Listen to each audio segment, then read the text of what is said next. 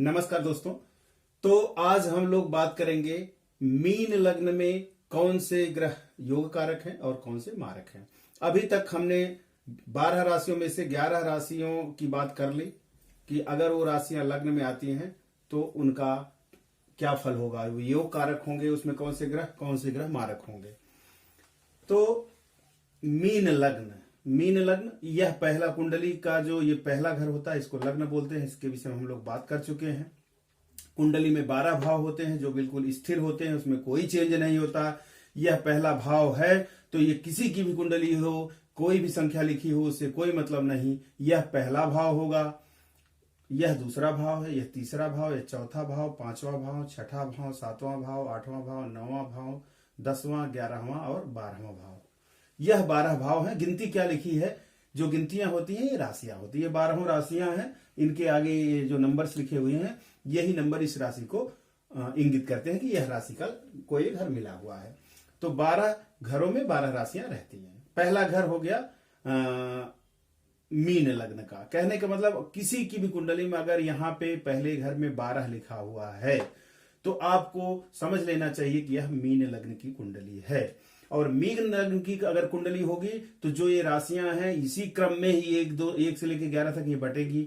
12 mean लग्न यहाँ पहला घर है, इसमें है, तो इसी क्रम में ही बटेगी, इसमें कोई चेंज नहीं होगा। तो आओ बात कर लेते हैं मीन लग्न कौन सी है। मीन लग्न ये है 12 नंबर की। इसके स्वामी कौन है? बृहस्पति है। तो बृहस्पति इस कुंडली के मालिक हो गए, अधिपति हो गए, लग्नेश हो गए। लग्न के जो स्वामी होते हैं उनको लग्नेश कहा जाता है। तो इस कुंडली में जो भी फल होगा बहुत कुछ बृहस्पति देव पे निर्भर करेगा। और बृहस्पति देव कुंडली में बहुत ही योग कारक के साथ साथ बड़े प्रभावी ग्रह हैं, बड़े ग्रह हैं। इनका प्रभाव बहुत ज्यादा कुंडलियों पर पड़ता है। तो इनकी लग्न है तो इस पर तो इनका प्रभाव पड़ेगा ही। तो इस हिसाब से लग्नेश हमेशा चाहे कोई भी हो वह योग कारक ही होते हैं। तो बृहस्पति इसमें क्या हो गए? योग कारक हो गए। गुरु बृहस्पति को 2 राशियां मिली हुई हैं। एक आपकी मीन राशि मिली हुई है और दूसरी धनु राशि। तो कहने का मतलब एक 9 नंबर की राशि, एक 12 नंबर की राशि। 12 नंबर की राशि तो यहाँ लग्न में है ही, और 9 नंबर की राशि 10वें घर में है। ये भी केंद्र का घर है। अगर यह लग्नेश नहीं होते तो इनको केंद्र में 2 घर मिलने की वजह से केंद्र अधिपति दोष लगता। लेकिन चूंकि ये लग्नेश है, लग्नेश को केंद्र अधिपति दोष नहीं लगता है, इसलिए 2 केंद्र के घर मिलने की वजह से और लग्नेश होने की वजह से यह परम योग कारक होंगे। मीन लग्न की कुंडली में बृहस्पति देव का बहुत प्रभाव रहेगा। जब भी इनकी महादशा, अंतरदशा, प्रत्यांशा दशा, सूक्ष्म दशा, प्राण दशा आएगी तो यह इस लग्न की कुंडली वाले जातकों का बहुत ही अच्छा काम करेंगे, बहुत अच्छा प्रभाव रहेगा। अब दूसरे नंबर पे आ जाते हैं। धन भाव में 1 लिखा हुआ है। 1 का मतलब मेघ हो गया, मेघ का स्वामी हो गया मंगल। दूसरा घर मंगल है। अच्छा, दूसरे और 7वें घर में अगर लग्नेश का शत्रु बैठा हो तो वो मारक होता है, लेकिन अगर मित्र बैठा हो तो बहुत अच्छा फल देता है। तो मंगल बृहस्पति के क्या है? मंगल और बृहस्पति दोनों देव ग्रुप में आते हैं, दोनों परम मित्र हैं। इसका मतलब मंगल इसमें क्या हो गए? योग कारक हो गए। मंगल को भी 2 घर मिला हुआ है, 1 और 8। 8 नंबर जो है ये 9वें नंबर पे है, 9वें घर में है, जो धर्म का घर है, पिता का घर है, गुरु का घर है, त्रिकोण का घर ये है, बहुत अच्छा माना जाता है। तो एक तो इनको ये धन का घर मिल गया जो बहुत अच्छा, दूसरा त्रिकोण का घर मिल हो गया। तो मंगल भी इस कुंडली में बहुत ही योग कारक हो गए, क्योंकि ये लग्नेश के परम मित्र भी हैं। तो मंगल की भी जब भी महादशा, अंतरदशा, प्रत्यांतर दशा, सूक्ष्म दशा, प्राण दशा आएगी तो इस कुंडली में बहुत अच्छा योग कारक होंगे और वह धन भाव को और धर्म भाव को, दोनों घरों को जागृत कर देंगे। दोनों घर एक्टिवेट हो जाएंगे और उसका जो भी अच्छा फल होगा वह मिलेगा। तीसरा घर साहस पराक्रम का घर है। ये 2 लिखा हुआ है। 2 का मतलब वृषभ लग्न हो गए। इसके स्वामी हो गए शुक्र। यह अधिक मेहनत का घर है, छोटे भाई बहन का घर है, साहस का, पराक्रम का घर है। यह बहुत अच्छा घर नहीं माना जाता है, बहुत खराब भी नहीं लेकिन अच्छा घर नहीं माना जाता है। तो इस वजह से इस हिसाब से सम हुए शुक्र। लेकिन अब इनको एक दूसरा भी घर मिला होगा। शुक्र को 2 घर मिले हुए हैं, 2 और 7।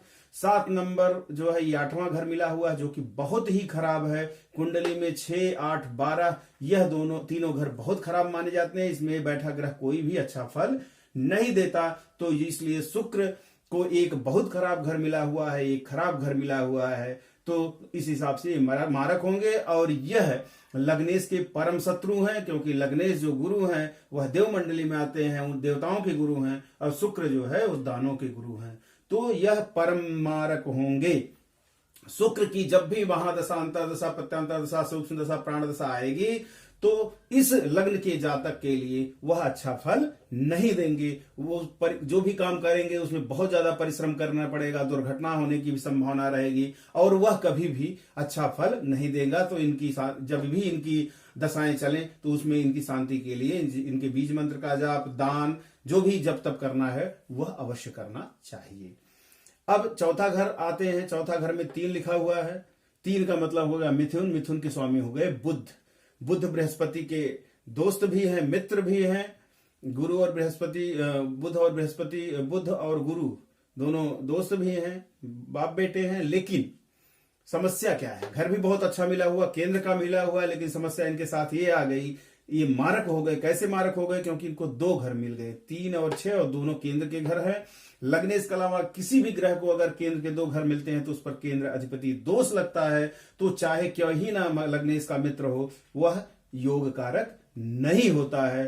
तो 3 और 6 बुध को दोनों घर मिले हुए हैं, इसलिए यह योग कारक नहीं होंगे, बुध मारक की अवस्था में रहेंगे। लेकिन बुध और बृहस्पति के साथ एक थोड़ा अलग चीज है। जैसे बृहस्पति बुध हैं, यह अगर 3, 6, 8, 12 इन घरों में से किसी में बैठते हैं, चारों में से किसी घर में बैठते हैं, तब तो ये मारक होंगे। इसके अलावा अगर वो केंद्र के किसी घर में बैठते हैं, त्रिकोण के किसी घर में बैठते हैं, लग्न में बैठते हैं, ऐसी परिस्थितियों में बैठते हैं, तो यह कुंडली में योग कारक होंगे। तो जब ग्रह बैठेंगे, जिसकी भी कुंडली देखेंगे वो ग्रह कहां बैठे हैं, उससे यह पता चलेगा कि ये योग कारक है या मारक है। तो यह फिलहाल दोनों स्थितियों में रहेंगे, ये आपको ध्यान रखना होगा।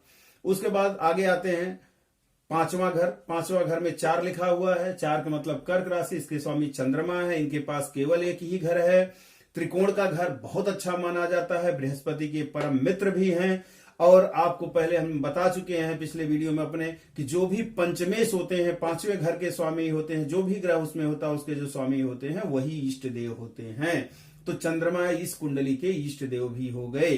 तो इसका मतलब अगर चंद्रमा की आप पूजा पाठ करेंगे, जब तब करेंगे, तो आपको अच्छा फल मिलेगा। अगर ये जितने ही मजबूत होंगे उतना ही आपको फल मिलेगा। तो चंद्रमा जी को खुश करने के लिए आपको किसकी पूजा करनी है? शिव जी की। अगर आप शिव जी की पूजा करते हैं, आपके इष्ट देव शिव जी हैं, आप इनकी पूजा पाठ करते हैं, तो आपको कई गुना अधिक फल मिलेगा। हम आपको लोगों को बार बार बता रहे हैं, इस बार भी बता देते हैं कि आप जिस भी देवी देवता की पूजा कर रहे हैं उसको करते रहें, छोड़ने की जरूरत नहीं है।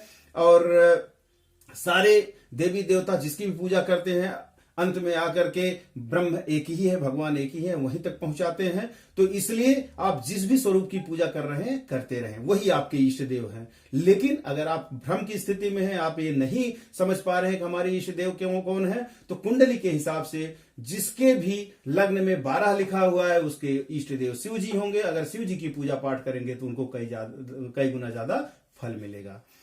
तो चंद्रमा इसमें परम योग कारक हो गए। चंद्रमा की जब भी महादशा, अंतरदशा, प्रत्यांतर, सूक्ष्म दशा, प्राण दशा आएगी, यह कुंडली का यह 5वां घर जागृत कर देंगे। यह इंसान के शिक्षा का, पुत्र पुत्री का, उनकी पढ़ाई लिखाई का घर है, तो बहुत अच्छा घर है और इसका फल आएगा। उसके बाद 6वें नंबर पे 5 लिखा है। 5 का मतलब हो गया सिंह राशि, इनके स्वामी सूर्य हैं। 6वां, 8वां, 12वां घर अच्छा नहीं माना जाता। इस घर में बैठ के कोई भी ग्रह अच्छा फल नहीं देता। सूर्य को केवल एक ही घर मिला हुआ है, 5वीं राशि मिली हुई है, तो केवल 6ठे घर के मालिक हैं। यद्यपि यह लग्नेश के परम मित्र हैं, देव ग्रुप में आते हैं, बड़े प्रभावी हैं, लेकिन यह इस कुंडली में मारक होंगे, अच्छा फल नहीं देंगे। जब भी इनकी महादशा, अंतरदशा, सूक्ष्म दशा, प्राण दशा आएगी तो यह इस घर को जागृत कर देंगे। यह घर किसका है? रोग का है, ऋण का है। तो ऐसी स्थिति में रोग, ऋण, शत्रु बढ़ेंगे, इनमें वृद्धि होगी, वो हावी होंगे। तो ऐसे समय में आपको इनके लिए पूजा पाठ जब तक करना जरूरी होगा। उसके बाद आ जाए 6ठे में। यह जो 7वां घर है, 6 लिखा हुआ है, 3 के साथ हम लोगों ने बात कर ली। उसके बाद 8वां घर 7 लिखा हुआ है, 2 के साथ बात कर ली, शुक्र भगवान की। 8 की बात करें, 9वें घर में 8 लिखा हुआ, 1 के साथ 8 की बात हो गई, मंगल की। 9 की बात करें तो यह बृहस्पति का ही घर है, इसकी भी बात हम लोग कर लिए। अब आते हैं एकादश भाव में, 11वें भाव में। यह आय का घर होता है, छोटी मोटी बीमारियों का घर होता है, लक्ष्मी स्थान भी बोलते हैं। यह घर मिला है 10 नंबर की राशि को। 10 नंबर की राशि मकर है, इसके स्वामी शनि है। शनि और बृहस्पति आपस में दुश्मन हैं। शनि दानव ग्रुप में आते हैं, बृहस्पति देव ग्रुप में आते हैं, इसलिए इनको खराब घर मिला हुआ है। ये बहुत अच्छा घर नहीं माना जाता है, बहुत खराब भी नहीं माना जाता, लेकिन बहुत अच्छा भी नहीं माना जाता। और शनि को एक दूसरा घर 12वां मिला हुआ, क्योंकि 11वीं राशि कुंभ है, इसके स्वामी भी शनि है। यह बहुत ही खराब घर है, व्यय का घर, मोक्ष का घर है। 12वें घर का कोई भी स्वामी अच्छा फल नहीं देता है। तो इनको ये खराब घर मिला, एक बहुत खराब मिला। लग्नेश के ये परम शत्रु हैं, इसलिए शनि इस कुंडली में मारक की स्थिति में आएंगे, मारक ग्रहों में आएंगे। इनकी जब भी महादशा, अंतरदशा, प्रत्यंतरदशा, सूक्ष्म दशा, अपनादशा आएगी, तब यह अच्छा फल नहीं देंगे। इनका आय और व्यय दोनों घर जागृत हो जाएगा। मतलब जो भी आमदनी होगी, पहली बात तो होगी नहीं, अगर होगी भी तो वो सब बेकार के कामों में खर्च हो जाएगी जब भी इनकी महादशा आएगी। तो इस समय आपको थोड़ा इनका ध्यान रखना होगा। आगे हम बताएंगे कि कौन से, अगर ग्रह खराब है तो उसके लिए क्या दान करना है, कौन से रत्न धारण करने, ये सब बात आगे हम विस्तार से बताएंगे। तो परेशान होने की जरूरत नहीं है, सबका समाधान है। ज्योतिष देखिए एक शास्त्र, एक विज्ञान है। जैसे विज्ञान में होता है कि कुछ भी अगर समस्या है तो उसका समाधान भी विज्ञान करता है, वैसे ज्योतिष में भी है। ज्योतिष की घटनाओं को आप नहीं रोक सकते हैं, ग्रहों की चाल को आप नहीं रोक सकते हैं। ग्रह तो अपने हिसाब से चलते रहेंगे, लेकिन अगर वो हमारे के लिए लाभकारी नहीं तो उनके लिए उपाय भी हैं कि कैसे वो हमारी कुंडली में अच्छा फल दें। अगर खराब फल दे रहे हैं, अच्छा फल ना दे तो कम से कम वो खराब फल ना दें। तो उसके लिए बहुत सारी चीजें हैं, बीज मंत्र है, रत्न है, पूजा पाठ है, बहुत सारी चीजें हैं, दान पुण्य है, वो सब करने के लिए है। तो हम आगे कुंडली में बात करेंगे विस्तार से। और हम छोटी छोटी चीजों को पकड़ के चल रहे हैं, पूरा समय दे रहे हैं, जिससे आपको सारी चीजें समझ में आए, कुछ छूटे ना। अगर उसके बाद भी आपको लगता है कि कुछ चीजें रह गई हैं, आपको उसको और विस्तार में जानना है, तो आप कमेंट में जरूर लिखें। तो मीन लग्न की कुंडली हम लोगों ने देख ली। इसमें योग कारक बृहस्पति हैं, देव हैं, मंगल देव हैं, चंद्र देव हैं। 3 देव जो है यह योग कारक हैं। जैसे हमने बताया कि जो भी लग्नेश होता है वो नॉर्मली अच्छे घर, और जो योग कारक होते हैं वो लगभग उन्हीं के मंडली, मित्र मंडली के लोग होते हैं। तो ये देव ग्रुप के हैं। देखो देव ग्रुप में बृहस्पति भी है, मंगल भी है, चंद्रमा भी है, तीनों लोग योग कारक हो गए।